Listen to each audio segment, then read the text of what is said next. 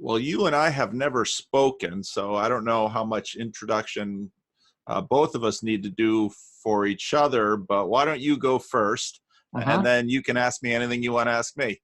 Right on. See, well, my name's Guy Sengstock.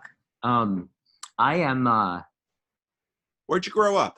I grew up in Chicago, specifically Hinsdale, Illinois, was where I was born, which is about a half an hour west of Chicago.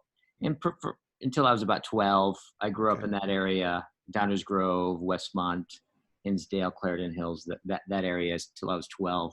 I moved to Arizona. Was there till I was about 23, and then I moved to the Bay Area to go to the San Francisco Art Institute. Oh, okay. Over on Chestnut Street in North Beach. Okay. And that's how I got to the Bay Area. Okay. Yeah. Did you do any undergrad stuff before the Art Institute, or is that your first college? Let's see. I actually, out of high school, I went right to massage school in Tucson. Oh, okay. Kind of unusual. And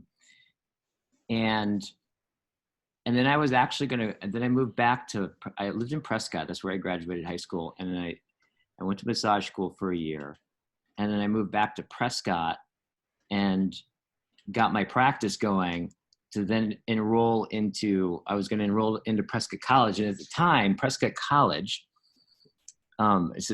it's considered probably the most liberal school in the universe. Really? Oh, yeah. They had a bachelor's degree in Jungian psychology, and I was going to take that. And then I got sick, and I had this whole kind of epiphany about actually, I just wanted to be an artist. And so shortly after that, I disenrolled, and I moved out to San Francisco. And it took me about a year to get my feet on the ground here, and then I started art school. Okay. Was your family religious at all growing up? Well, I've come to understand that I think it's impossible to not be religious. In fact, it seems that the less formally religious you are, like the more religious you can actually turn out to be. I agree with that. As you talked about a lot. No, actually, I think we are Lutheran by denomination, but I had no upbringing in that. However, I feel the more I learn about Luther, I feel deep in my bones, very much like him. Really? Yeah, and that's interesting. I don't even know that much about him, but just the temperament and like the orientation and the rebellion and the sense of betrayal and all the stuff that I understand, the little bit I know about Luther. I'm in fact the Christopher talked about in your interview, and I thought this was really striking, where he talked about that, he was raised Catholic, and that as he gets older, he realizes how deep Catholicism is. And I think that really kind of points to, in fact, I texted John right after I heard that. John Vervaeke and I have been having these like long dialogues over text. Oh my. Which is something we could talk about this whole thing about what the hell are we doing here? How do you even describe all this and talk about it, but it seems something both old and new at the same time. But anyways, when I texted John after that, I was thinking about that. That was really a profound insight, I think, that he demonstrated in making it, right? Because it points, I would say, to that he's finding himself more of a Catholic than he didn't even understand. And but as he gets older, it emerges. He can see it. Yeah. I think that points to where something like religion exists, right? It's like it exists on the primordial level, the pre-reflective level, and organizes our perceptions, right? These deep things, and that's what I mean by That's right. what I'm talking about. Like, I think it's almost impossible to not be religious if you have a phenomenology, right? Right. How you have the most simplest perceptions are, when you get down to them, you almost have to use religious terms to start to make sense of them. Yeah, Peterson has made that point in numerous places. I had a conversation with Sevilla King, who has the Quality Existence channel, and she made a similar point when she went into clinical work when she was starting her work in psychology. And a lot of free clinical work is often in poor neighborhoods. And as Chris Arnade, the point he made in his book Dignity, if you live in poor neighborhoods, you don't find atheists. They're just few and far between, and that has a lot to do with the role of religion. And it is I deal with people all the time who via the Jordan Peterson thing, they went through a period of estrangement with religion, and then somewhere in their 30s and 40s or 50s or 60s, even I've baptized people in their 70s, that they they discover it so deep inside themselves, and they're curious about its presence when they discover it.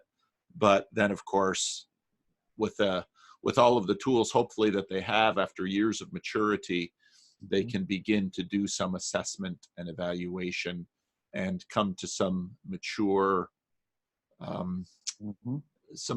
engagement with it. So that's very, and even if, as you said in your case, even if you didn't go to church much, even if your parents perhaps went to church more in their youth, that got into them and it seeped up through them to you, even without having to darken the door of a church. It's just built into us so deeply. In all of our social practices and all of our customs, our manners, our kind of embodied pre-reflective sense of, because it's one of the things I really like about Heidegger, because he has this understanding of historicity, right? This sense that there's nothing that the human being does that's like an object that exists in an environment that then makes decisions and acts. He's like, all of that we're already always in a historical context. And that just, for example, that you're going like that, and that you have a bookshelf, and that you have a chair, and the way that you sit in that chair. That's right. If we were to break down like the countless conversations and the countless interactions and the customs and like the history of the most simple gesture is saturated with the gravity of this unfolding history, this deep temporality. And one of the things I really appreciated a lot about what you say often is you often, I don't know if you say this, but it's what I hear, is you talk about, we like to think that we're very transparent to ourselves. And you usually smirk, or you usually we like to think that. You giggle like that, because it's actually what part of being a human is a big part of it is that we're not. Right? Is that we kind of emerge. We find ourselves already here, already begun.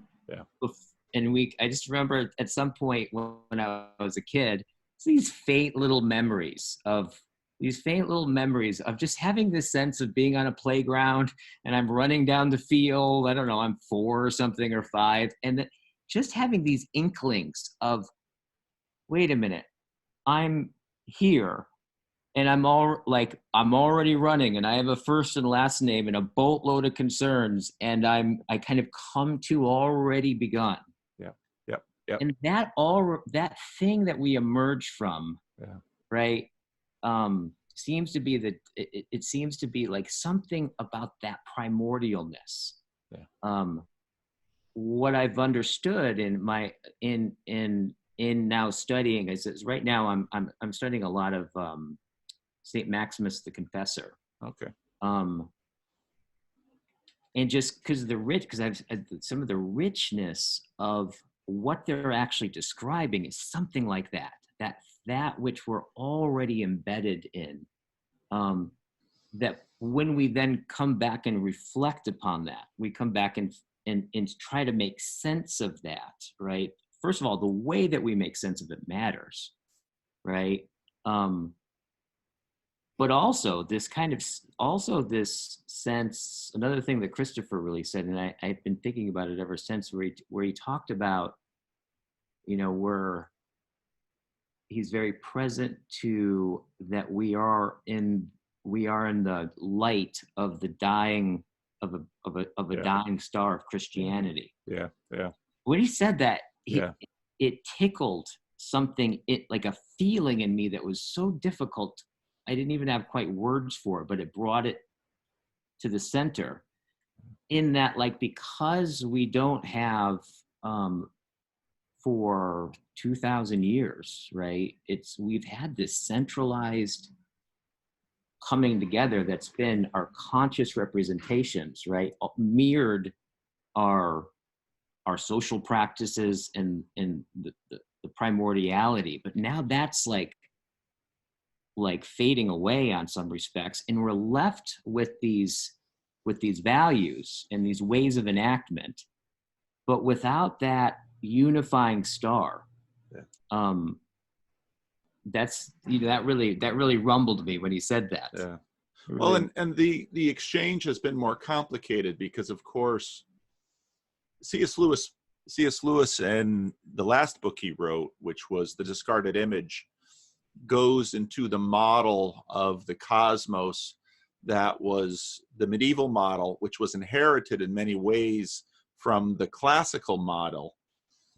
And so, we like to think about history as these seamless transitions, when really, so you had Greco-Roman paganism, and then Christianity. There are reasons that Christianity comes up, and what was sort of an in-house feud in the Jewish community becomes this tsunami in the Roman world, which takes a couple of hundred years to really gain steam, but just really emerges in force in the Roman imagination, and just basically cleans paganism's clock.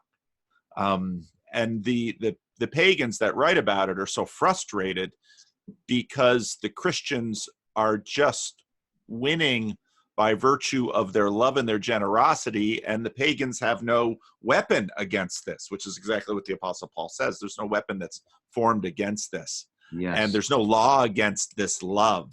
Yeah. And so then, of course, that happens in the Roman period, the late Roman period. But then the Christianization of Europe, which happens in the collapse of the Roman period. I mean, that takes hundreds of years, and there's still, with many conversations, this, well, that's from Christianity, that's from paganism.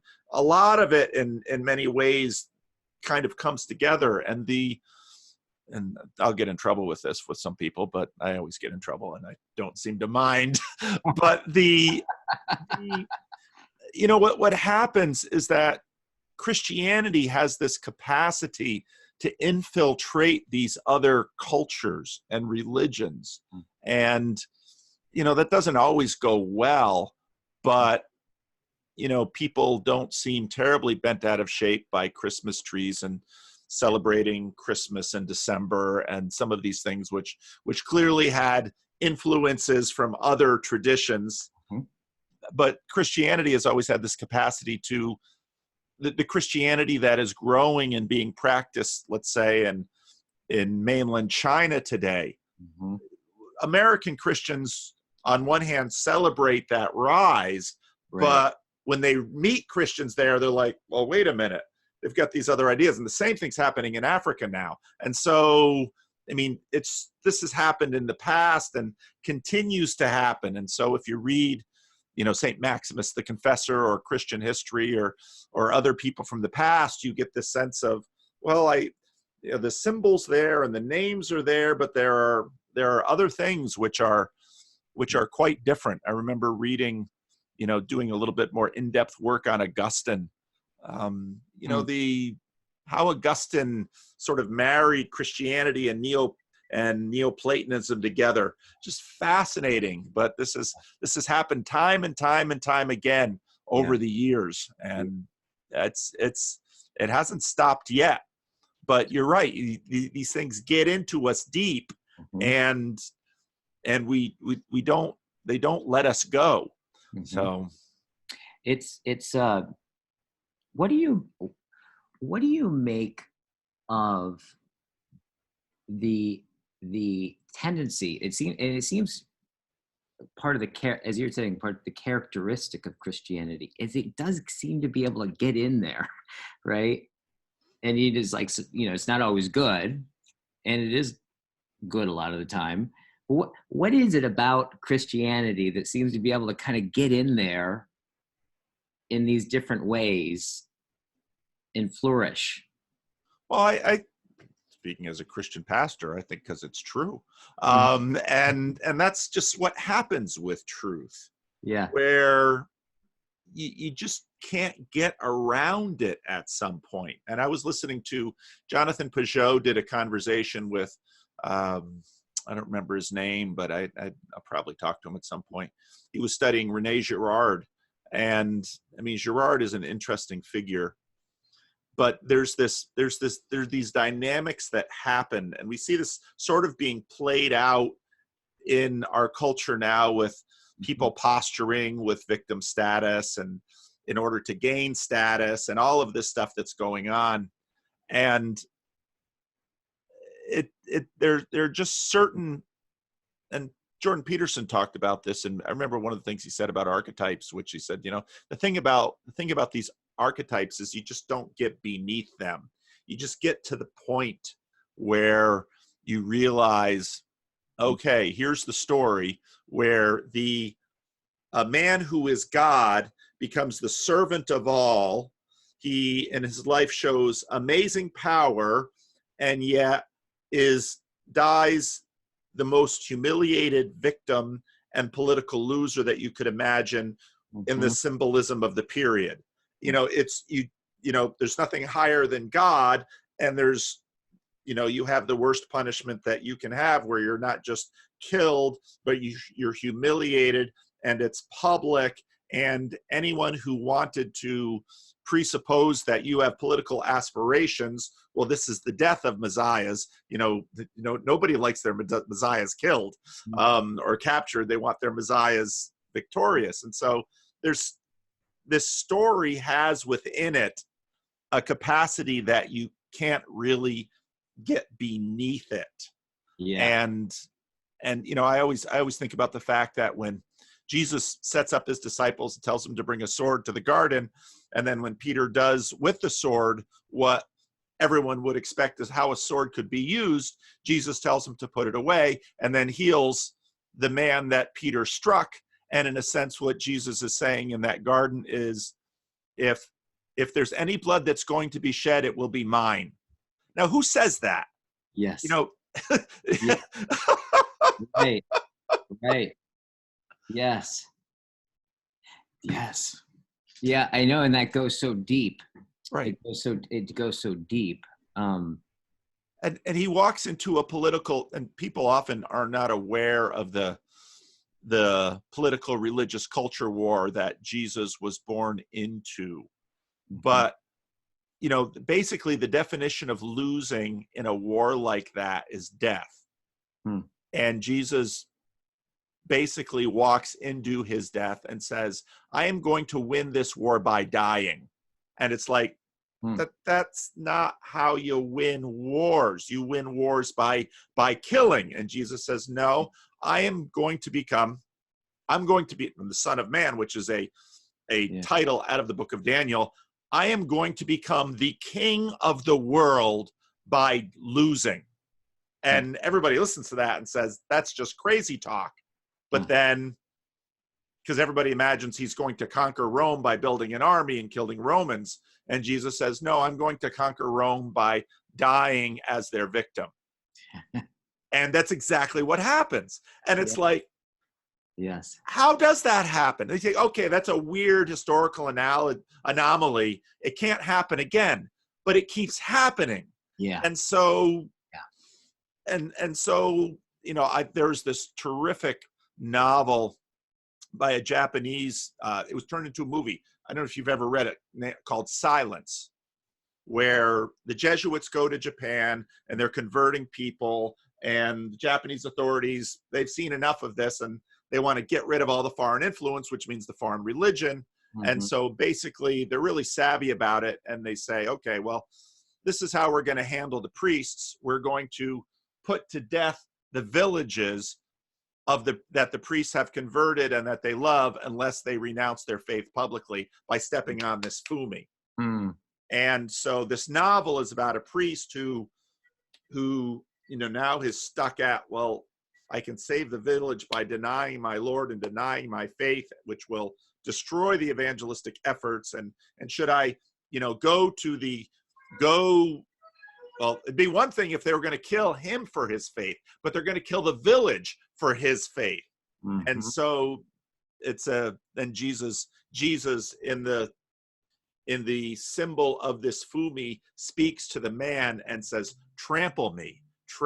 It's for this reason I came into this world, to be trampled. And it's just, it just inverts everyone's assumption about power and life. And Jesus says it. He says, if you want to hold on to your life, you will lose it. Yeah. But if you lose it for my sake, you will find it. And you just can't invert that. And so that's why Jesus just persists. Right. So interesting. It is stunning I often think about what the Romans would make of like this cult emerging, right? Where I just would imagine it wasn't even like that my understanding is it wasn't even like that they necessarily saw initially the Christians as threatening. They just didn't understand what they were doing. They're like, wait a minute, you're giving to like it wasn't even like it was opposite of what they were doing. It was just so radically different, right? That it must have looked insane from their point of view. On some level. Tom Holland has he's a Roman historian. He has a new book coming out that talks about this, because if, in antiquity, if you were a pagan and you saw a weak or a poor person, well, there's no, if you're weak, well, you were born to it and it's your own fault. So, pay the price. And Christians come along and just invert that. And the Romans, well, what do you do with the people who let themselves be killed? Right. And, they had seen that in Masada, let's say, where everyone on the mountain, there's this revenge suicide. Well, you can kind of understand that. There's still pride in that, but it's no, just go ahead and you run out of the village when there's a plague. We'll stay, and we'll not only care for our family who are sick, we'll care for yours. And of course, those who live, well, what are they going to do? They're just overwhelmed with gratitude, and you just can't stop that. And of course, the weakness of Christianity almost always comes when Christians are given power, because we succumb to all of the normal temptations of power. Right. And then bad things happen. Yeah, totally. I really liked one of the things that I liked about the way that Vervaeke described agape. Yeah. Like this notion of, and this is where when I was listening to him, I was struck by the work. The work that I do is I developed something called circling. That's kind of now all over the world, and I'm still understanding exactly what it is. However, this notion that agape actually makes it unconceals and makes people. Yeah. You know, and just this idea of that, like this principle of where the Roman citizens, right, the people were the ones who had power, and everyone else was slaves, and they didn't, you know, it was brutal.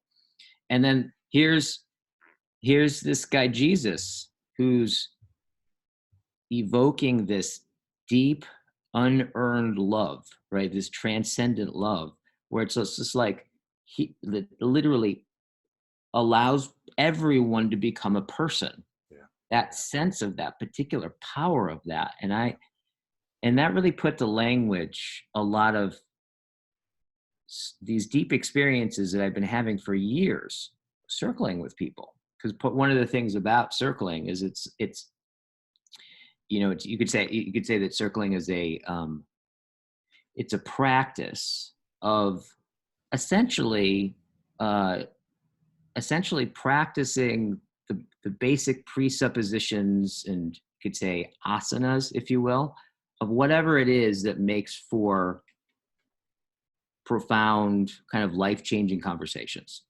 right? So it's secular, it's not religious. However, it's interesting. People who do it and are into it end up using these very spiritual terms. And I think it's precisely because of this deep sense of a kind of agapic love that they experience, which, like, some of the vocabulary that's come out of circling, some of the grammar is this notion of being deeply seen, right? This experience where they come out and they're like, oh my God, I've never been seen so deeply in my life. And I think what they're describing is something very similar to that sense of love that parents have a lot of, right? And that's one of the things Ververke talked about. If you exist and you have an identity and you're a person, it is because of agapic love. That's right? If that weren't there, because the person can't earn it, right? If there's any transaction in there, it's not agapic love. That's right. And so there's this quality of that where you start in a circle, is that your intention and where you sit is basically like, we bring our attention to one person, and we just begin to relate to them as a person, right? And then people have these experiences of like deep reverence and these deep insights and these deep love. And there's this mutual kind of transformational experience that they come out of.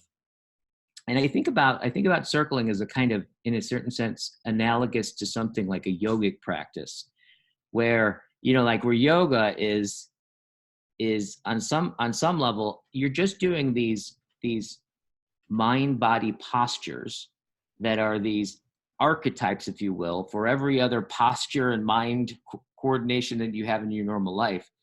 And so you go and do these deep stretches, you know, these extreme things where you, like, you know, you coordinate your body and you strengthen and you lengthen, not so much so that you can go and like do downward dog on your desk at work, right? It's so that when you're not thinking about it, you inhabit the different areas in your life, and your baseline is just more open. And what's interesting to me is that, especially given like how primary, like human relationships are almost everything for us, right? That there hasn't really been many practices that are actually about just the fundamental I-thou connection that circling happens to be. And so what often happens is that people go into like a weekend or an evening, or they go through a course with it, and then they go into these deep stretches, and then they go off in their life, and then they come back the next day, or they get these phone calls, and they're like, yeah, I went home and I realized, oh my God, I've never actually seen my wife before. Yeah. I've never actually saw my, like, as a person. Yeah. Yeah. And and I think that's telling about what you're stretching. And one of the things I've appreciated about your videos and the place that you come from is I can I appreciate how deeply it seems to me that you are grounded in a fundamental care in people. Like you're really open to people, right? In such a way, in the particularities of people, and like there's like almost like an unprejudiceness about it, right? Even in like that you're opening up to this conversation, right? And you're sharing yourself, but you're also interested in such a way. Something about the way you participate with people and your orientation with people, I recognize that, because I very much feel like that in the last 20 years in doing circling, I've cultivated a lot of that sense of being, people are just amazing. Like people, Oh yeah, they are. they're also awful. Yeah, Right? that too. but they're not neutral. There's like, No. right, they're never neutral. No, And never. there's something, it's hard to identify it exactly, but there's a place that you come from and meet individuals and peoples that have a certain kind of respect and reverence and an openness that feels like, unfortunately, in my experience, more and more rare in the world. Yeah. It's fascinated me.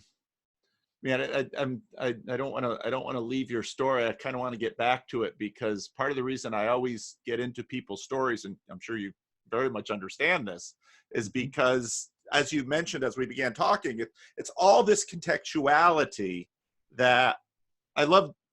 So I did a little bit of commentary on Brett Weinstein's talk with Alistair McGrath, but when Brett begins that conversation, he's dead on right in saying that human beings have this genetic material, but we are so much software. And no one, you cannot birth a human being in a test tube, because so much of how we are and who we are, our ability to function, we gain this from our parents and from our context. And it's, it's amazing how much good we can get out of such terrible contexts, but also how much bad stuff we can pick up even in such overwhelmingly good context. I mean, those things are always there in the middle. Yeah. And I'm interested that, I mean, you mentioned that you got your start in massage school, and now I know a lot of people aren't probably going to quite understand that. But the thing about, if you're doing massage, what you're very sensitive to, I mean, that's one of the things that you pick up. You're sensitive to someone else's body, which means that you're probably sensitive to them at a level that they're not aware of. Yeah. Because they're, in our culture, especially the further we get down this development track, as we call it, where we're doing less and less with our hands, we're doing less and less work with our bodies. Whereas, say, I remember when I was a missionary in the Dominican Republic, one of the practices in the church there was, when we would do the Lord's Supper, communion, there was always foot washing at the beginning of that, because I was a missionary and I was high and exalted and I really hated that. But so I always had to wash everyone's feet. And so I'd be out way back in the sticks somewhere, and we just have a circle of us, because only certain people could take the Lord's Supper in these churches. There are always way more people looking on than we're actually doing it. And then we all take off our shoes, and then to hold the feet of these often older men and women who have lived most of their life barefoot, most of their life on hills and mountains, scratching out a living. And, their feet were often pancaked, calloused, this world had shaped and formed their feet. And then now I, this young kid coming from North America with a theology degree, now I am to wash their feet before we partake of the body and blood, which is often some little crumbs of bread and grape soda. And this is what we're doing. But as someone, beginning your career where you're touching people's bodies.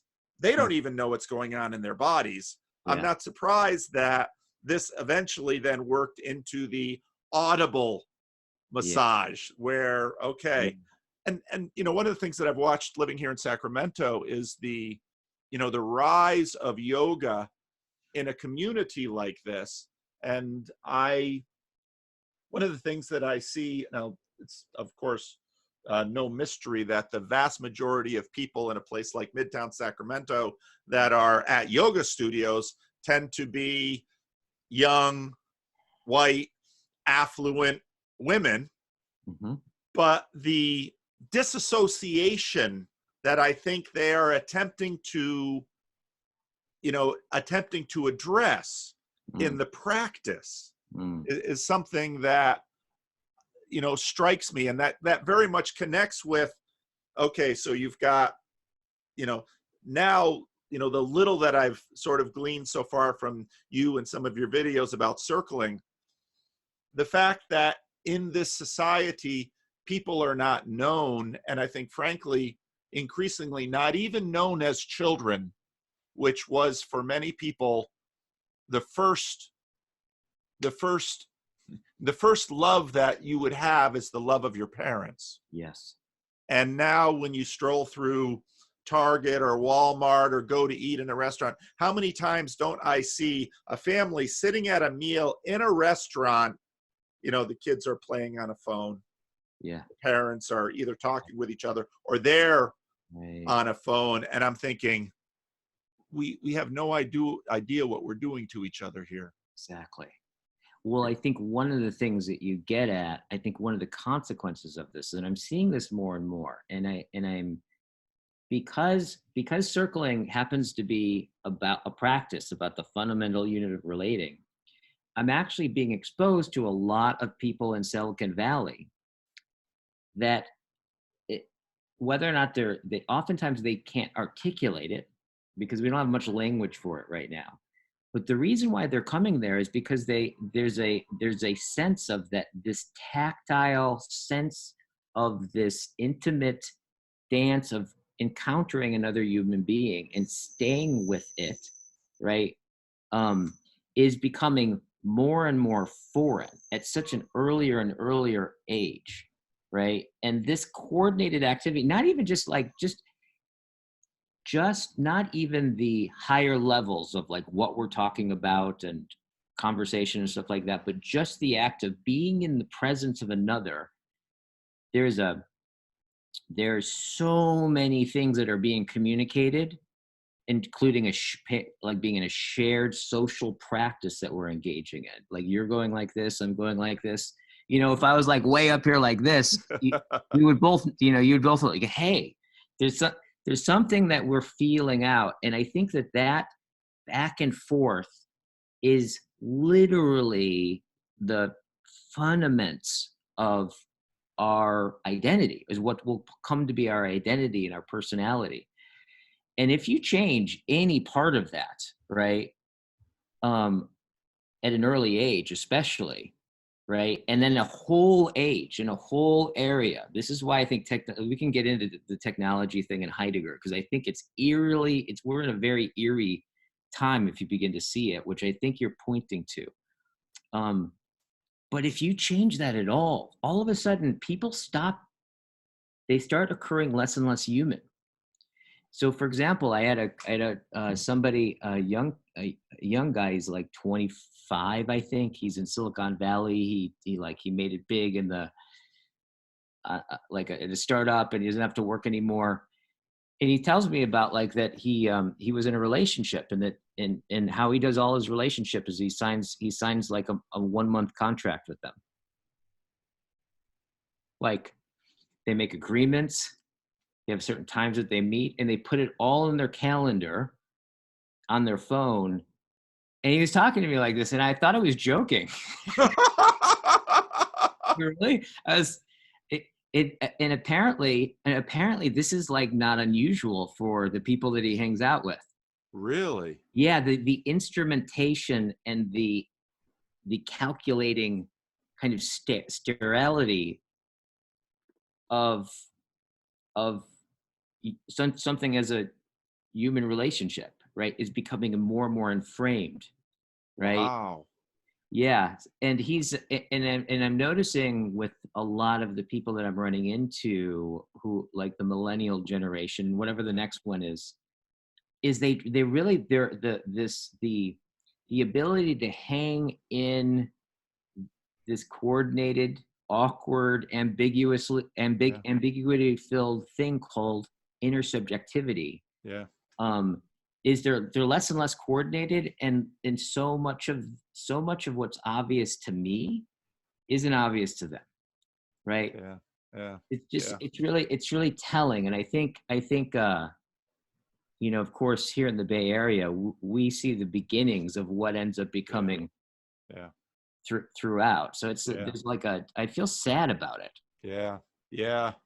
My wife teaches at a Waldorf school, and it's very interesting watching. She just started her at Waldorf school. You go 1 through 8, and then you go back down to first grade again. And of course, the Waldorf methodologies, it's a public school, but the Waldorf methodologies are very tactile, very relational from the beginning. And it's, what's so interesting is that these things were just normal not that long ago, and for the sake of other things, we have abandoned them without understanding exactly what we're doing to ourselves. That I really liked what you just said in terms of, okay, so this new couple is going to have a relationship that will be mediated by Google Calendar. Yep. And this very much gets into, throughout the history of the world now, we've had what is so generically described as development. So we have the underdeveloped countries, or the developing world, and then the developed world, without giving much thought to what that development is and what its shape is. And so that's one of the things that I often run into in my profession as pastor, because pastor is one of the few remaining professions that, at least in small churches, not in large churches, in small churches, remains rather undeveloped. So last Friday we were, stripping the floor in the sanctuary and re-waxing it, and so I had a hand in that. And so when people will come to me with just about any problem that you can imagine, and so the pastor role is sort of analogous to, say, a parent role, because it isn't mediated or bounded, whereas a more contemporary analogy is, of course, let's say a therapist, who we sit in this box, we have 50 minutes, there are, you can say anything, but the therapist was going to be very careful about their own disclosures. Yeah. And, how different from, people will often watch my videos and they say, well, you're doing therapy. It's like, no, I'm doing something that's a lot older than therapy. Oh, yeah. What I'm mostly doing is listening. Even when you said, like, I could just feel when you said this, I could feel myself drop into this kind of deeper sensibility of, oh yeah, I was hanging out, I was doing the floors with them, right? I had a hand in it. This kind of notion of like getting in with people and like getting a hand in their lives, and this hanging with somebody for long periods of time, working next to them, hammering and helping them with things. And that level of involvement, less and less, like most of that is being outsourced, right? Our sense of our hands, because one of the big things that I was thinking about is they talk about like, well, how the hell did we get frontal lobes? Well, it's because of our hands, right? It's because of our thumbs, and the big question is like, are the hands for the frontal lobes? Frontal lobes for the hands. And I think that at first they were for the hands, but as time goes on, less and less of the enactment in the working with something, right? Struggling through something, being with ambiguity and like all that sensibility has become less and less and less. We don't even have buttons on our phones. No, right? no. Even those are virtual. Right. Now we have to say, well, it seems like we did a dyslexic move, right? It's more like the frontal lobes have taken over and dominated the whole thing, right? Yeah, Where we no longer need our hands. So how did you make the transition from hands into talking? It's a great question. It's funny because no one's actually ever picked up on that when I've talked about. It's interesting to because no one's ever really like kind of picked up on that, this connection between massage and talking. So just that in itself, I think, is kind of points to what I experienced with you that stands out to me, right? Of like this kind of sensibility of,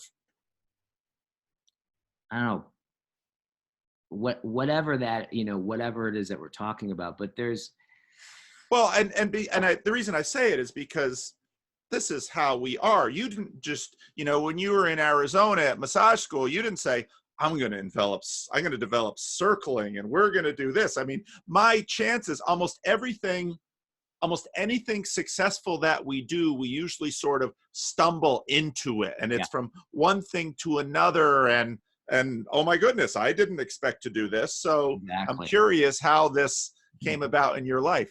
Yeah, exactly. Well, it's interesting because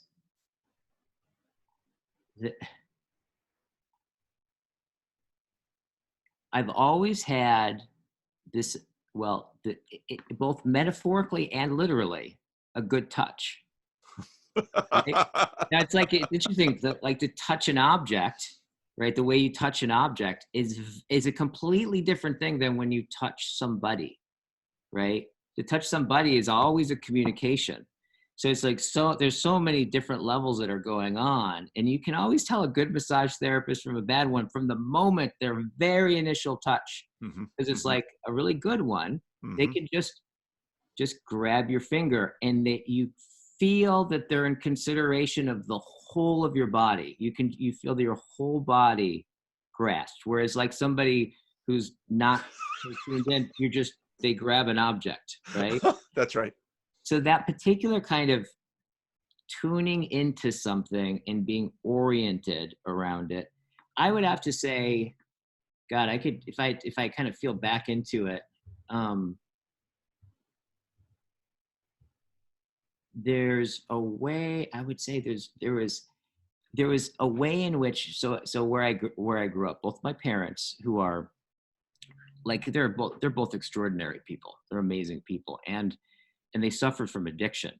And so there was like a lot of craziness and like, violence and all the things that come with addiction we suffered through when I was a kid. And I was an only child. And so there was a way in which I was often, from a very early age,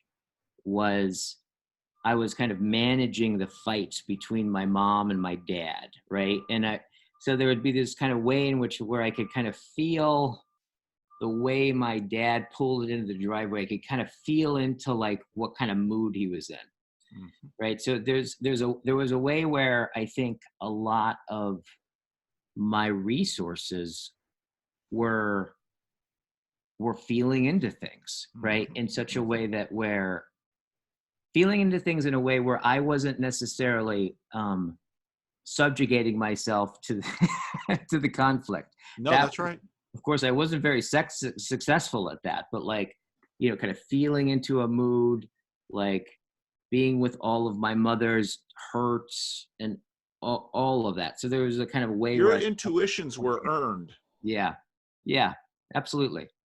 Because as a child in a context like that, it's survival. Totally. If not physically, emotionally. Oh, totally. And so what you say doesn't surprise me a bit. Yep. So I think it's like there's something about in there that had me kind of extend myself out, right, and feel into things.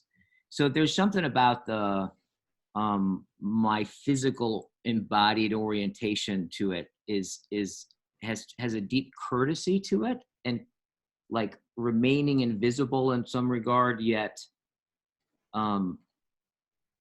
in deep consideration of the other.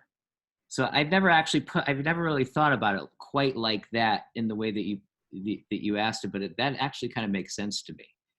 I'd say that there's also something there about, and one of the like really wonderful things about my childhood is my grandparents. Now, my grandfather was something else, man. He was something else. He used to, I don't know if this is true or not. He was a storyteller, but incredible man. He came to the United States in 1928, and he used to say, yeah, I came here with only 50 cents in my pocket from Germany. He's from Hanover, Germany. And he was born into a family on the farm right outside of Hanover, Germany. He had 17 brothers and sisters. Wow. Imagine that.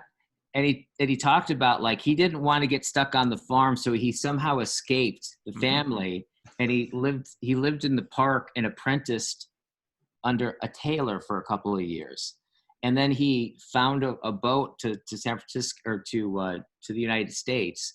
And that's how he got there. And he started a business called Hoff Cleaners.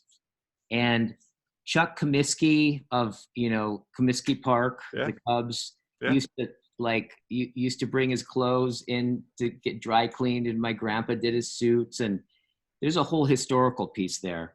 Mm-hmm. And my grandpa was this really outgoing man, very colorful, like this great sense of humor. And he was deeply German, right?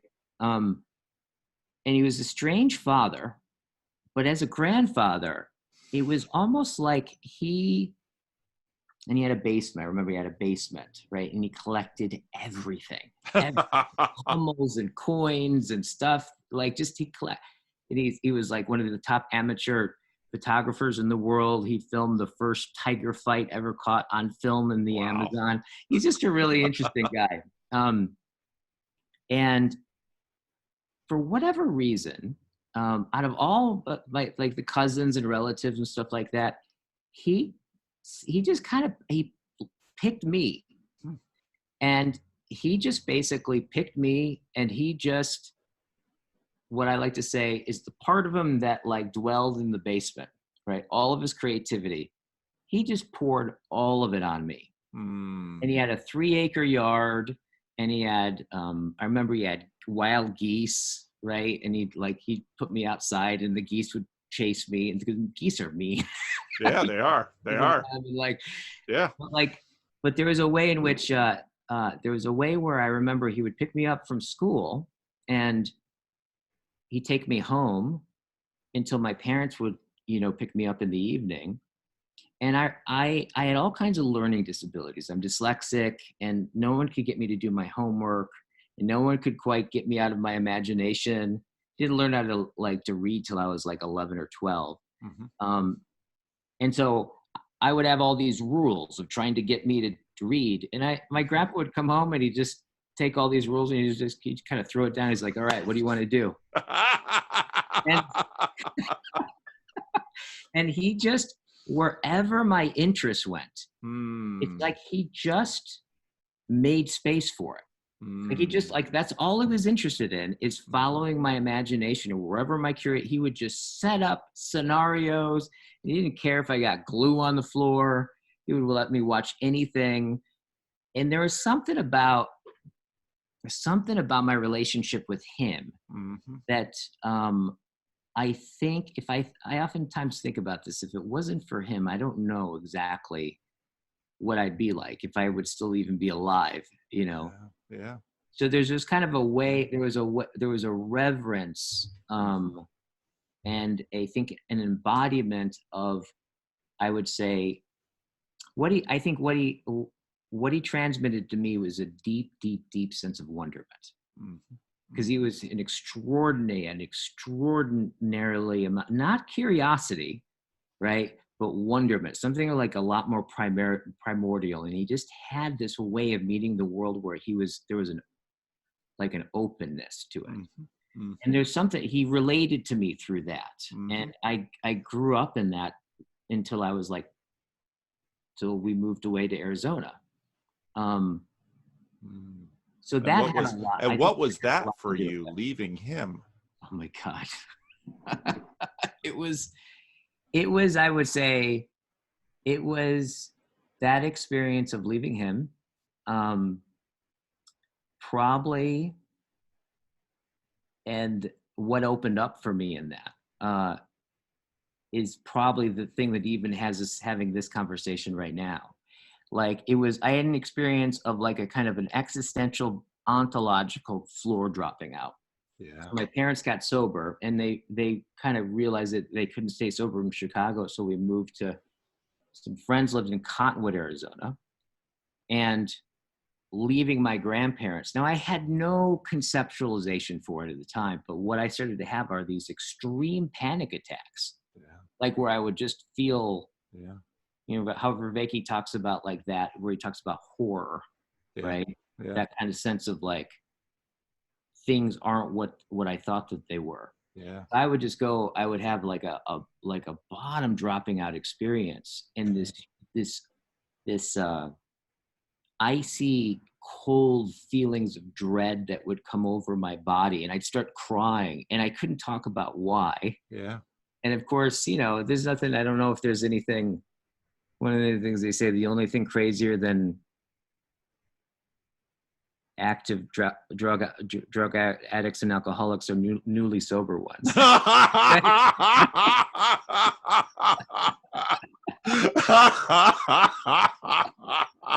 can see that. Yeah, totally. So I'm just like, I have just no idea what's going on. I really, at that point, I just didn't have any emotional safety with my parents. How old were you? I was like, I think it was like 11 or 12. Wow. And wow. But this is what's really interesting, and is then my parents got really involved in AA. Yeah, which is a religion of sorts. Oh, totally. Total life makeover. I remember this moment because this is like a moment. I think it was, we had just moved in, and I'm having these panic attacks, and I don't even know what they are, and I can't talk to my parents, and I'm having obsessive compulsive thoughts over and over again. And I remember one day early when we first moved, it was either an AA meeting that they were having out on our front porch, or maybe it was just like they had a gathering of the people that were in the fellowship that they were getting to know. And I just like went outside and just sat down inside the conversation. And I remember distinctly that it was like my life was one way, and then this happened, and it was another way. I sat down and I just started to like tune into what they were talking about. And it's interesting because up until that point, about every conversation I'd ever had been always talking about like kind of what you had, what other people had, what you didn't have, what you're doing, what they were doing, what you should do. Right, especially in the Midwest, like the Midwestern, like my uncle, I go back now, my aunt talked about like the Kirby vacuum cleaner she just got for 3.5 hours, right? It's like Midwestern in particular. Yeah. So those are the only conversations I'd ever actually experienced. Yeah.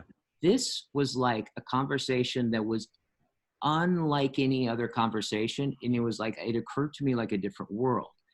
And it was the first time I had ever heard people talk about what had them experience what they were experiencing, like what had them see how they were seeing, like that seems that they presuppose that there's some way that I participate with reality that has it show up for me the way that it does.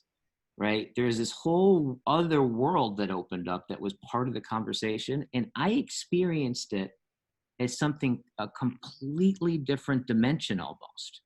And whatever it was that they were talking about, whenever that opened up, I knew had some connection between this bottom dropping out sensation that was going on with me.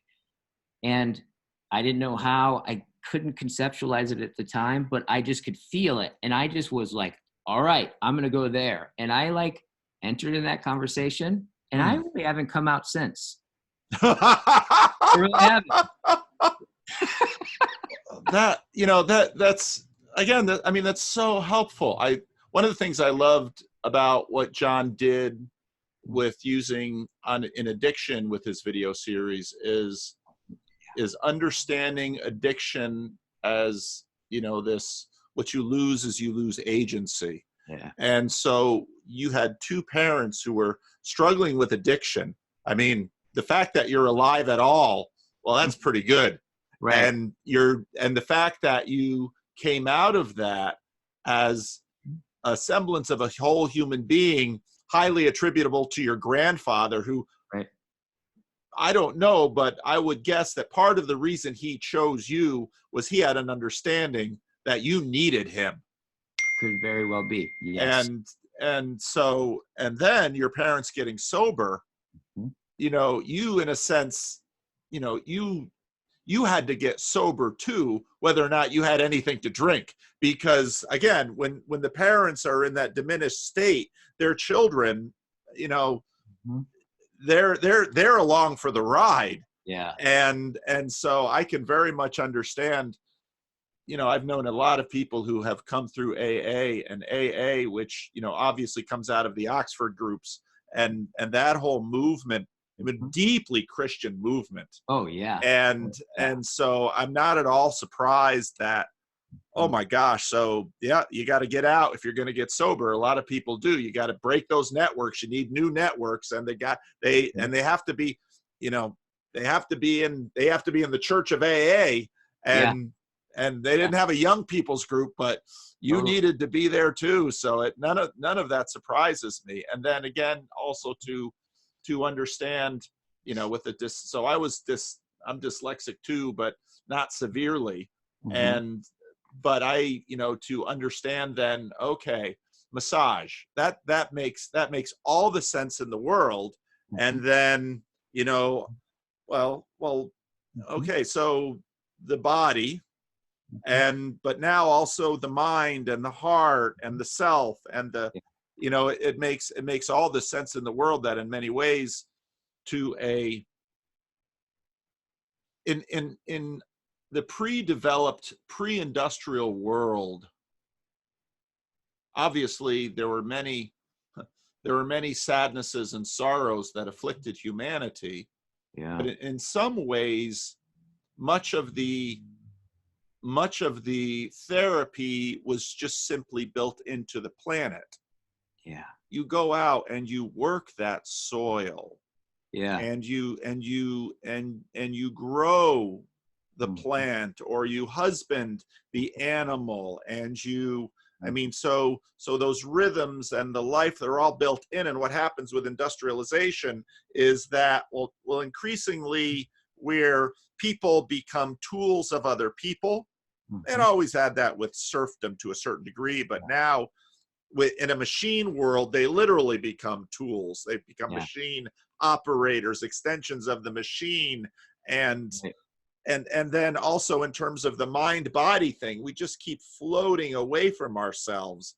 And so the fact that we have many, many people who, I've heard people say things like, well, that person looks at home in their body. And whenever I hear that, I'd always think, well, where else would they be? But this is exactly what we've been doing to ourselves and each other. Yes. And it's also, I would say too, that the connection, because now you have me thinking about, what is this connection between like touch and what I'm doing now? And I think maybe one of it has to do with like listening. Because one of the things my grandfather was, he was a storyteller. So was my dad. My dad's awesome. They're both still sober. They've been sober. Wonderful. They're awesome. Yeah, they're awesome. I'm, the life after them being sober versus before, it's almost like two different realities, right? However, my grandfather, I would listen to his stories over and over and over and over again. And it didn't even matter, right, that he told me. I've heard all of them 80,000 times, but I always, and it had something also to do with being the only child, that I think it's hard to describe, but I think that there's your relationship with the adults around you when you don't have other kids. I think that there's some kind of like something that goes on there that I'm not sure, but I think it did for me, where I would, every day when he would pick me up from school, right, like I would hear him talk about stories, right, over and over and over again, right, and I would show up for him. And the same thing with my dad. I would bug him because I had tons of questions all the time. I was constantly asking him questions about this in his life and that in his life to hear the stories. And so there was this way in which listening for me was something that was deeply, deeply in my life, right? And so then when we started to go and be in AA, well, if you look at it, well, how do they do it? Well, you get together, right? They set a context, right? And then what do? They share. Yeah. Listen. And they share the most unbelievable things that they're not going to share anyplace else. Yep, exactly. And so like, I would go to all the open AA meetings, and like I do every way.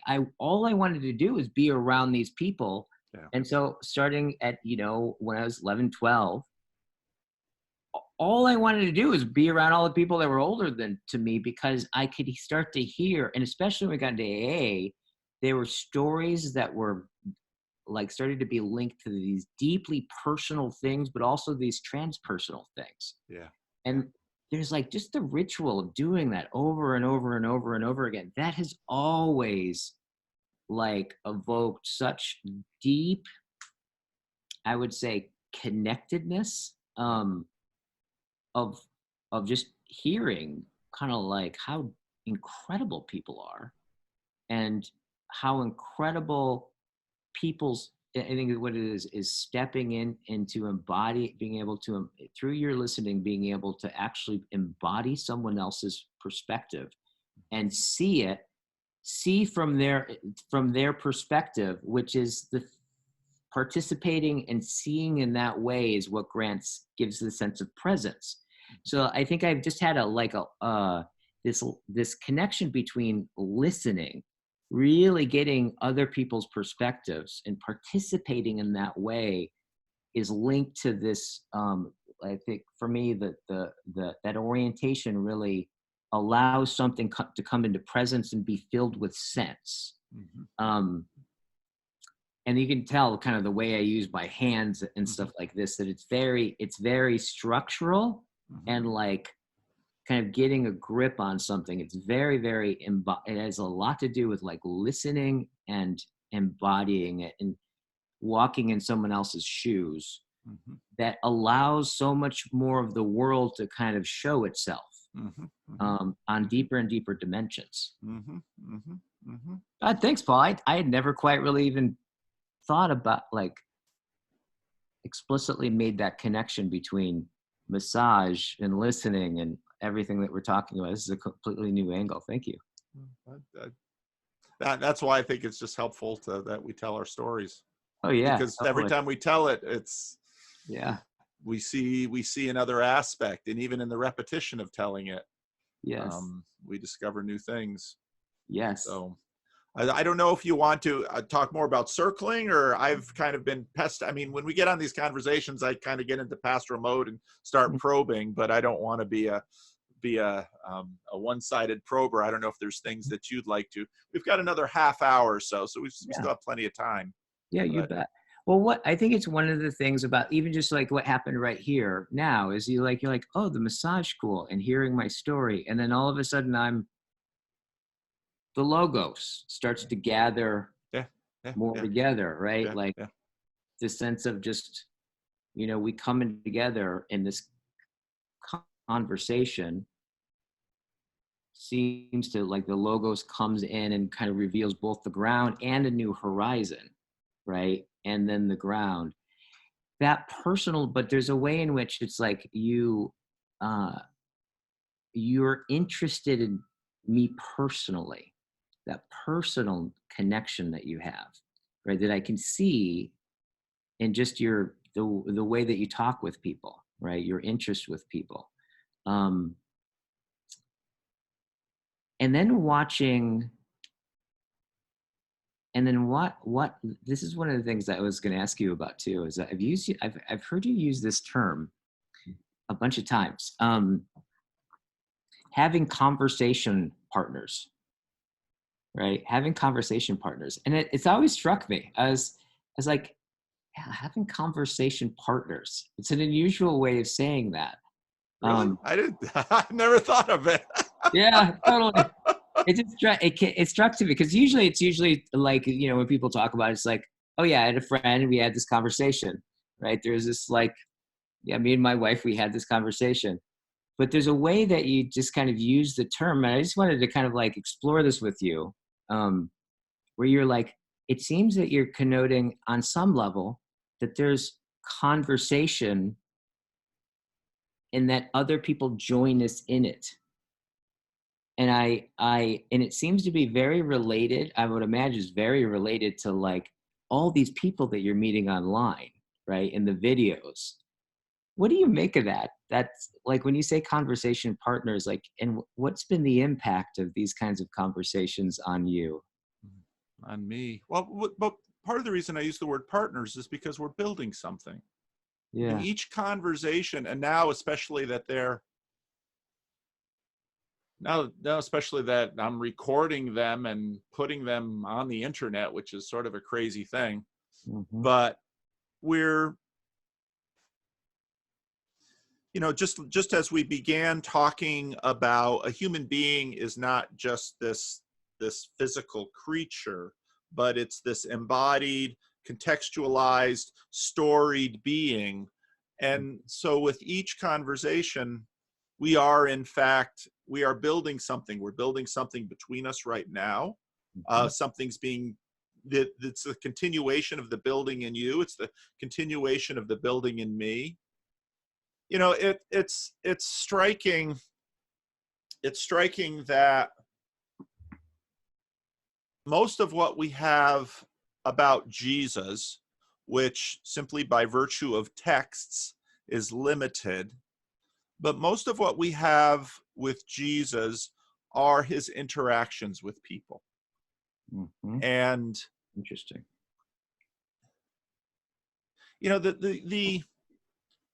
I grew up, obviously, my father was a minister, and I had this weird bicultural growing up where the church that my father was shepherding was mostly a Black church.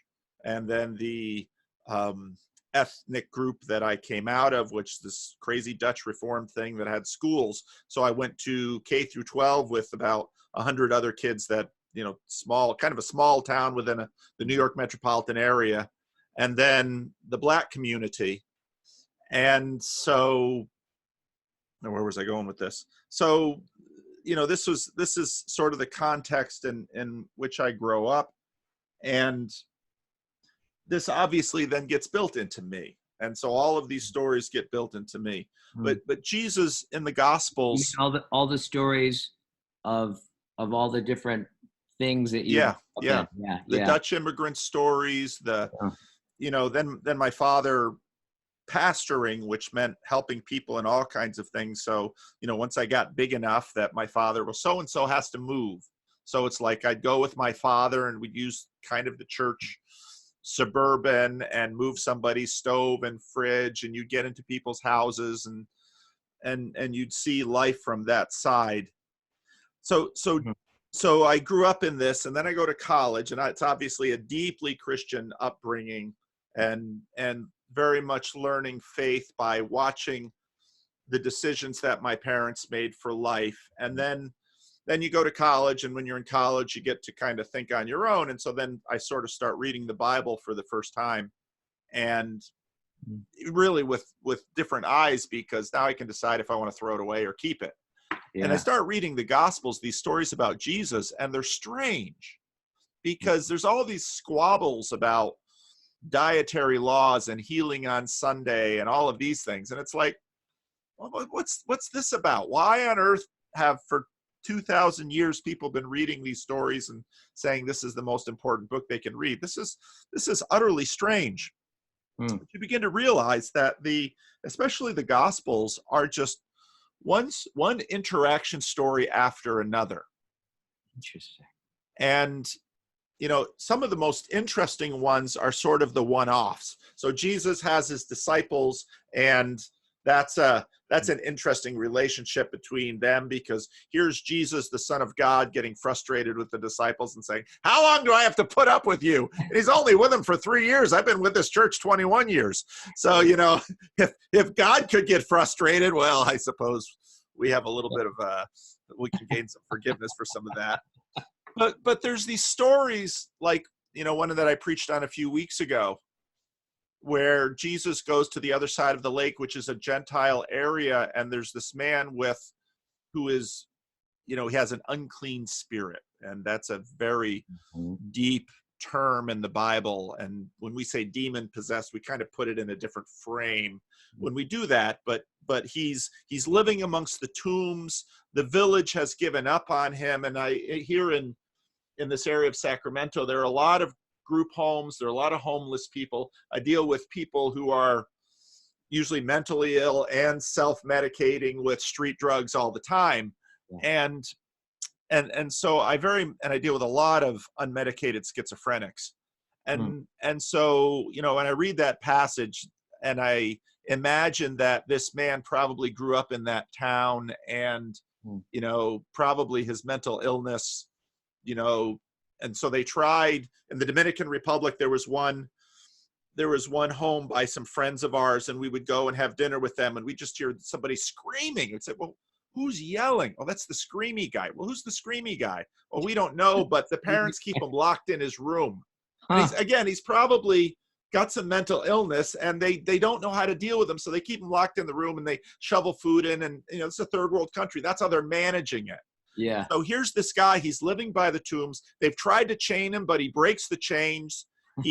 Jesus comes off the boat on the wrong side of the lake, and he runs to Jesus and says the craziest thing, he says, get away from me because I know who you are. And then Jesus starts talking to him. And most of the conversation isn't recorded because probably the disciples are like, what the heck is going on here? Yeah. We follow this crazy man around, and this nuttiest stuff happens. We're fascinated with him, but we don't understand it. Yeah. And then, Jesus then talks to the spirit and says, what's your name? I am Legion, for we are many. Don't kill us. Don't throw us into the abyss. Throw us into those pigs. And Jesus says, okay, go to the pigs. And they go into the pigs. And then the man is, then all the villagers who are watching the pigs see pigs do something unpig-like. The pigs, which a sane pig would never do this, the pigs, thousands of them, run into the sea and drown.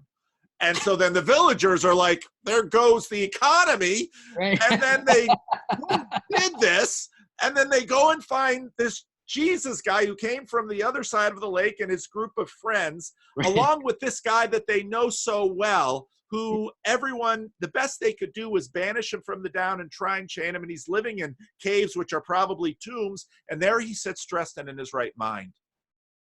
What was the last thing you just said? And there is this crazy man sitting dressed. Yes. And in his right mind.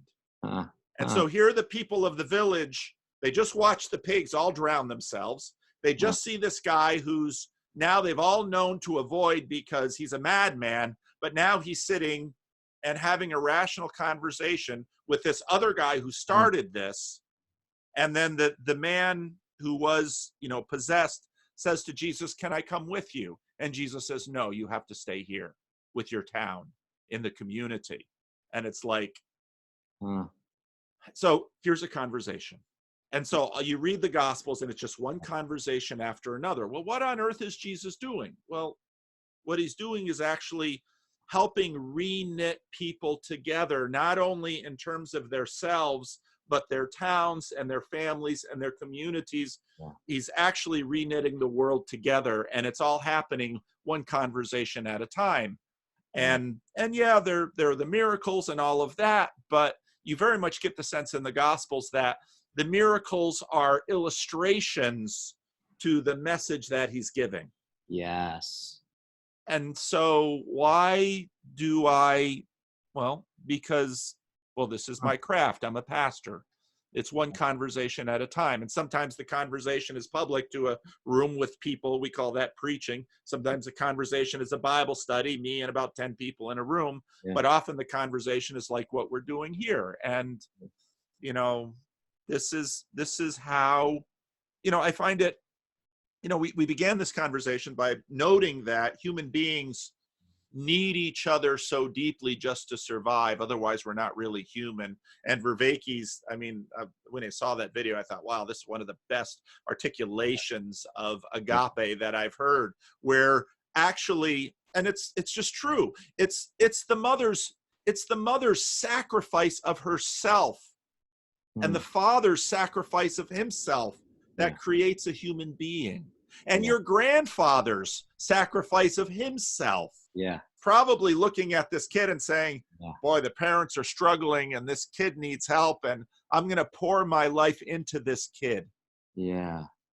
And that's how we live. That's how, you know, and so then, you know, also began at the beginning, we talked about, you know, why Christianity? Well, here at the center of it is a man who lives his life.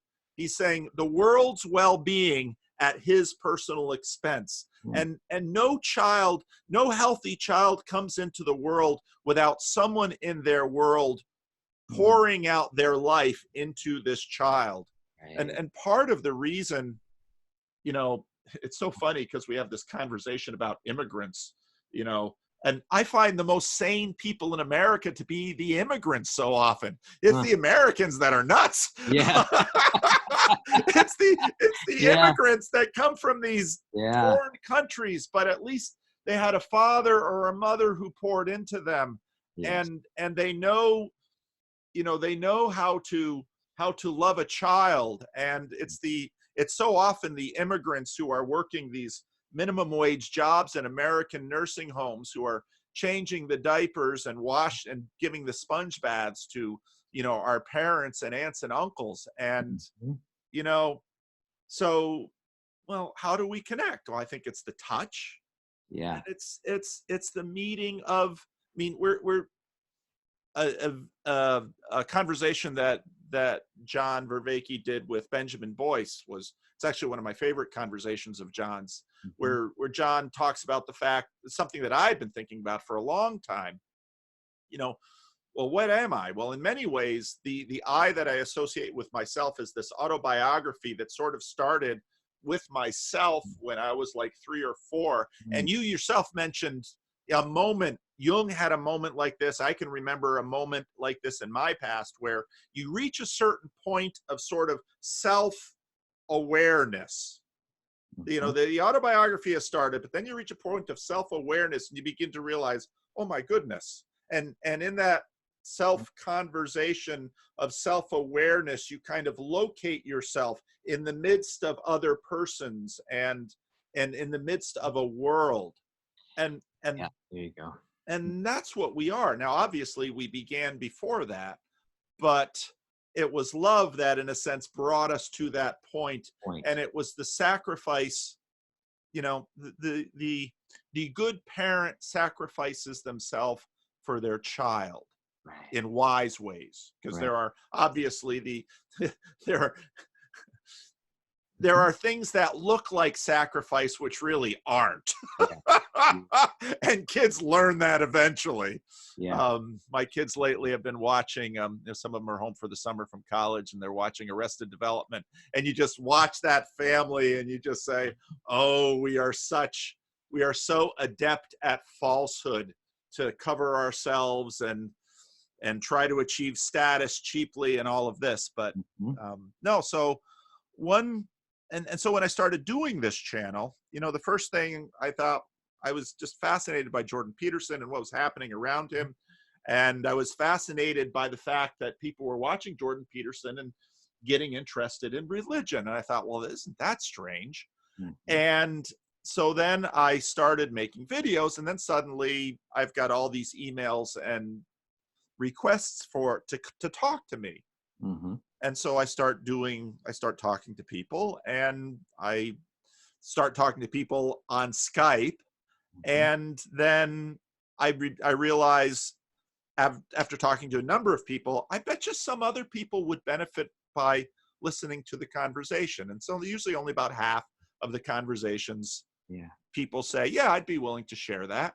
Yeah. And then I throw it up on YouTube. It's like, we'll see what happens. Right. And then a bunch of people only watch the videos that I produce to talk about Jordan Peterson or Vervaeke or whatever. But another group of people say, I caught this from my mother, because my mother said, I only watch the conversations. And I thought, isn't that interesting?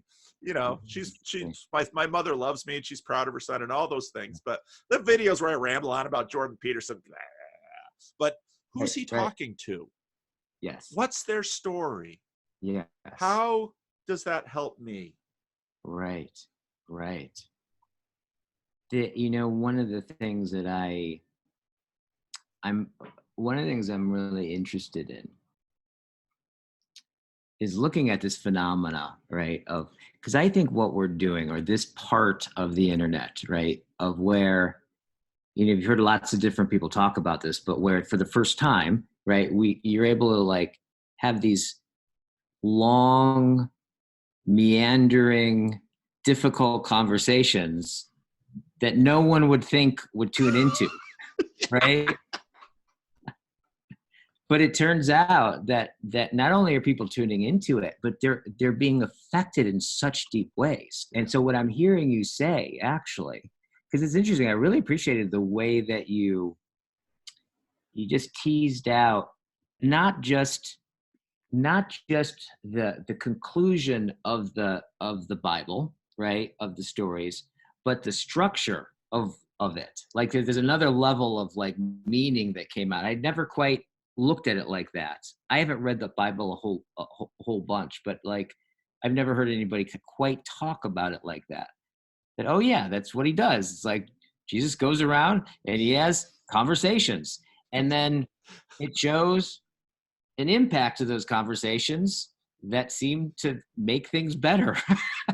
Right? Yeah. Like just that's a really cool observation, or a very cool thing to hear.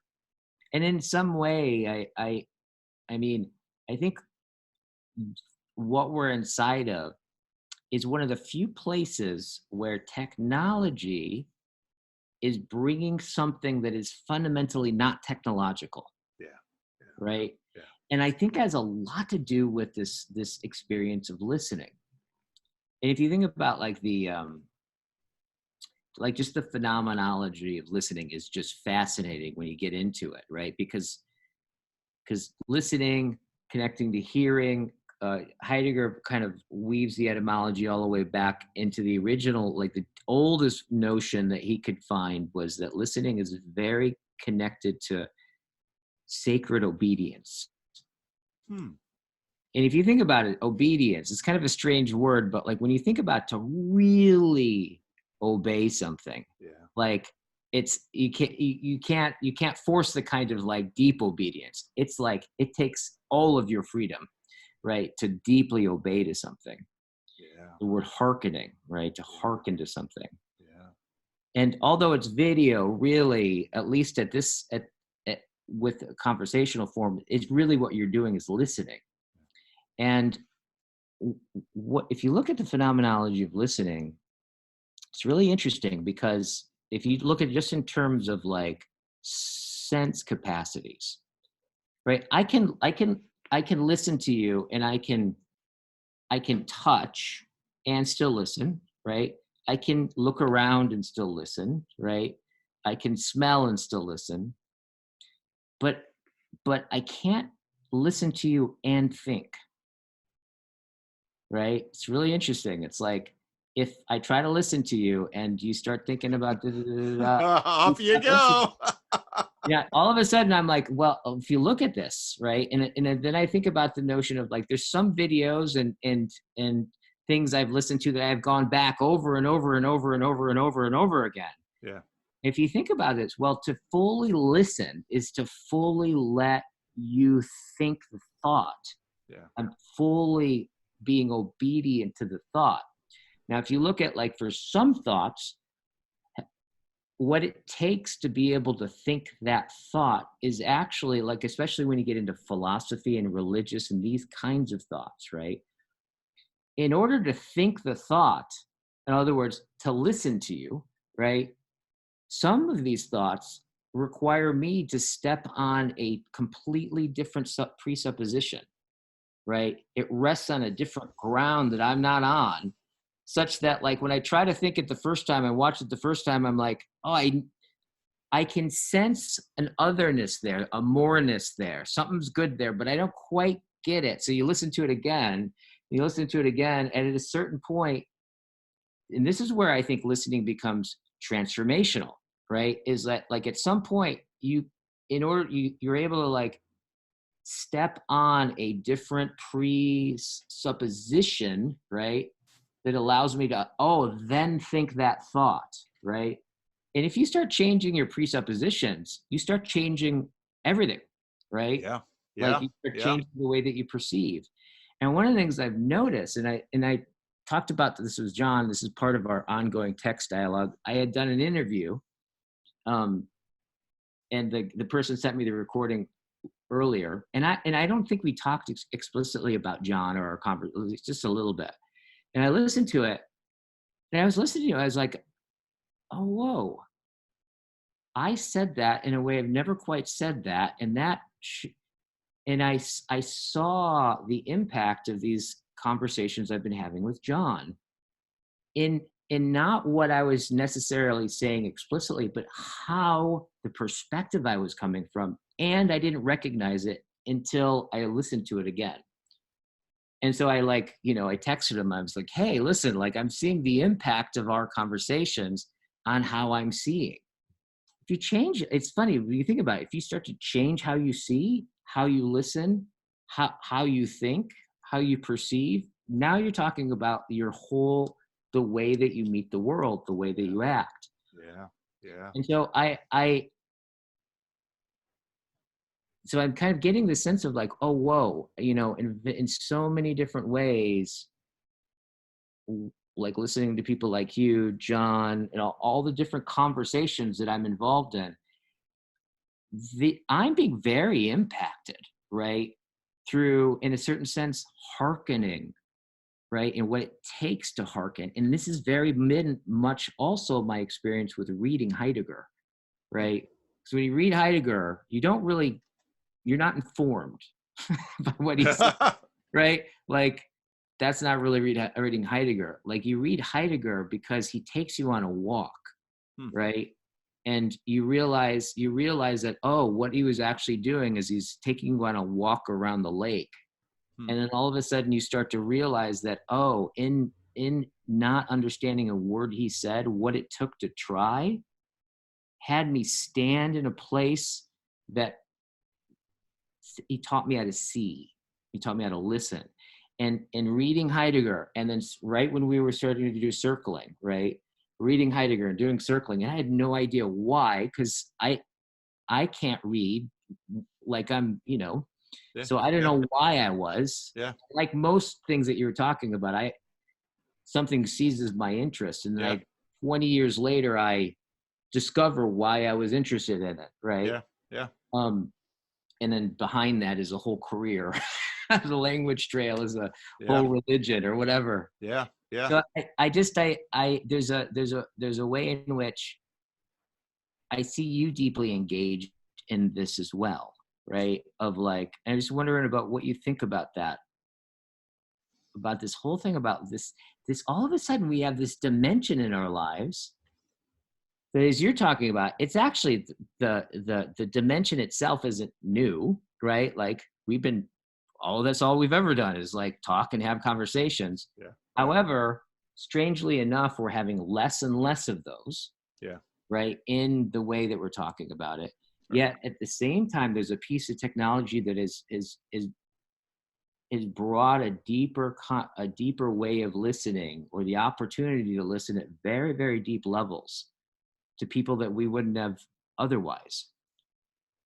I think that's right. And I I have, since starting this thing, thought, well, what the thing that most gratifies me, the thing I find most rewarding from my coming on 2 years of doing things on YouTube is that, so I was doing conversations with people, and then the same people kept coming back to me for more conversations. And then new people, I couldn't have conversations with new people. And I thought, I'm a small church pastor. I've just started a very small church because I'm going to keep talking to these same dozen or 24 people. And so I told them, I said, okay, if I've had 2 conversations with you, you can't sign up for another slot. And then they're all like, what do we do? And what they did was they started a Discord server and they started YouTube channels, and they're all having conversations with each other. And so what actually happened was, because you realize very quickly as a pastor, you become a bottleneck for the community. Yeah. That when someone starts getting interested in the church, they want to meet you and get to know you and maybe be your friend and all that. But you're not really a pastor until they all get to know each other and have relationships with each other. Yeah. And so what happened was, when I kind of put the kibosh on, okay, I'm putting a limit here, they all started talking to each other. Suddenly, all of these new YouTube channels started, and new meetups started, and people are talking on the Discord server. And it was like, that's because the thing is, if their growth is limited by access to me, I am actually now an impediment to their growth. Right. And so, what I thought is that this YouTube thing is really a powerful instrument. And I agree with you completely in that in a lot of ways, it's brought us in the wrong direction, because kids are watching YouTube instead of having conversations with their parents. But in this case, I think this is a redeeming use of it. Yeah. But also, one of the things, so when I started making videos, one of the things, just as a pastor, I knew that the videos on my channel mostly are faces talking, because seeing each other's face as we talk is really important. Yeah. And when I started making videos about Jordan Peterson, I thought, based on talking to people in my local meetup, a lot of people are watching Peterson out there and they have no one to talk about anything that they're learning with. And and as every teacher knows, if you take something in, but you can't process it, either writing it out in your own words or talking about it, you're not going to learn it. And so I decided that when I started making videos, I was going to watch his videos with people. Well, how can I do that? Well, I watched Twitch, and I saw people are playing computer games, and people are watching other people play computer games. What's with that? Yeah. And it's tons of people doing that. And it's like, okay, well, we're lonely, we're disconnected. And even though it would be far more fun to be in the room playing a game together, because again, generally speaking, women relate face to face, men relate side to side in many ways. I thought, I'm going to do videos where people can watch me listening to Jordan Peterson. And it sounds crazy, but I thought, no, because there are many, many people out there in the world that are all by themselves. And this is second best, but sometimes second best is all you got. Yeah. Totally. So, no, I think you're very much right about the listening. It's one of the things I learned. So you become a pastor and you think, oh, I've got all this information that I'm going to give to people. And in pastoral care, it's all listening. Yeah. In fact, I would say for me in circling and training people how to circle, most of the deep grappling with philosophy and these kinds of conversations, if anything, it's taught me how to listen. Right? All my version of those books back there, it's like, it's allowed me to, there's something about, like, if I'm able to like actually hear the author and get these distinctions, right? Because the more distinctions that you have and the more you practice being able to make distinctions, right? The more you can hear, the more you can see. Because I can only relate to something that's distinct, right? So this quality, I think, one of the other things that I'm imagining that you're doing, especially you, because like a lot of what your videos are, especially the ones where you're, that you're talking about, where you're making videos of you listening to and working out Jordan Peterson, is on some level you're showing people, you're showing yourself grapple with ideas. And on some level, they're listening and getting the ideas with you, but you're also showing how to grapple with an idea and how to come and see, and which is really, I give you a lot of, I want to acknowledge what I think Christopher actually acknowledged you for as well, which is your willingness to go into these topics and being a pastor, right? And being deeply Christian with a open-mindedness, right? To explore, right? That to me is it's an opening into that world, right? That I think is unfortunately rare, but I think you're demonstrating and embodying a possibility that that kind of that way where you're not only not threatened by ideas, right?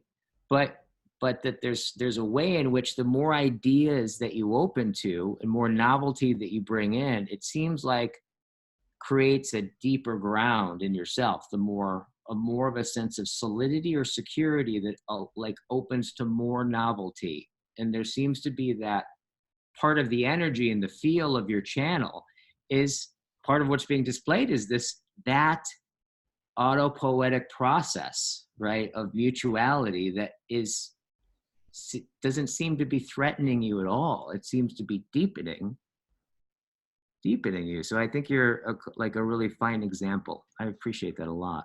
Well, I love what you said about the presuppositions, and I hadn't really thought about it that way before, but you're right. And one of the things that sort of,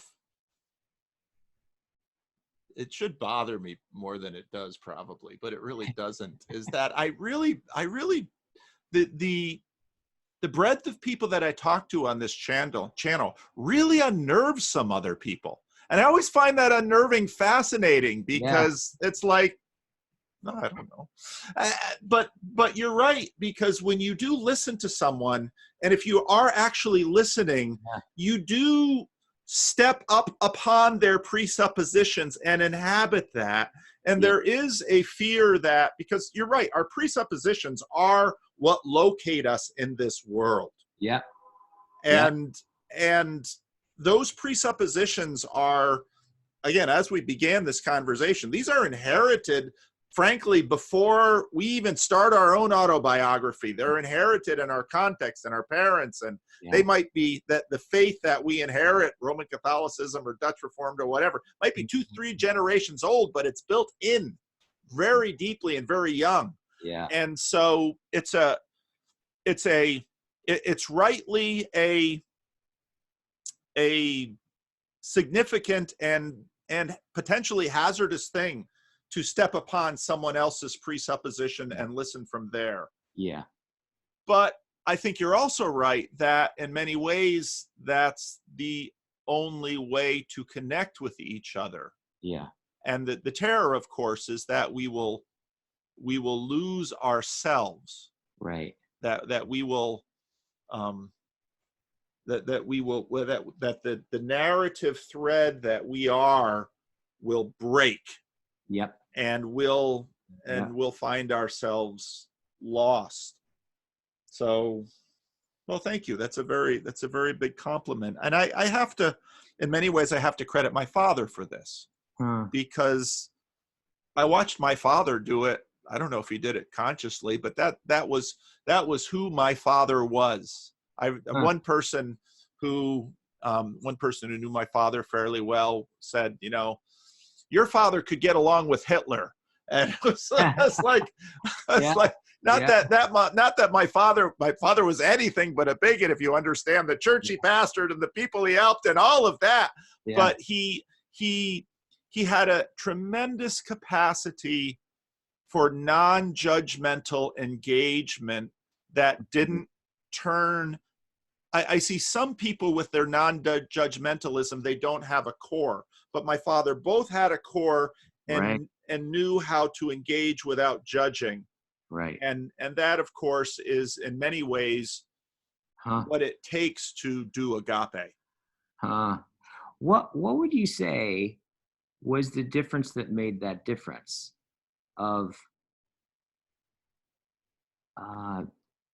that he was able to like open non-judgmentally to people, but in a way that he still had a core? I would imagine even like it exemplified his core, right? Yeah, He was able yeah. to feel open.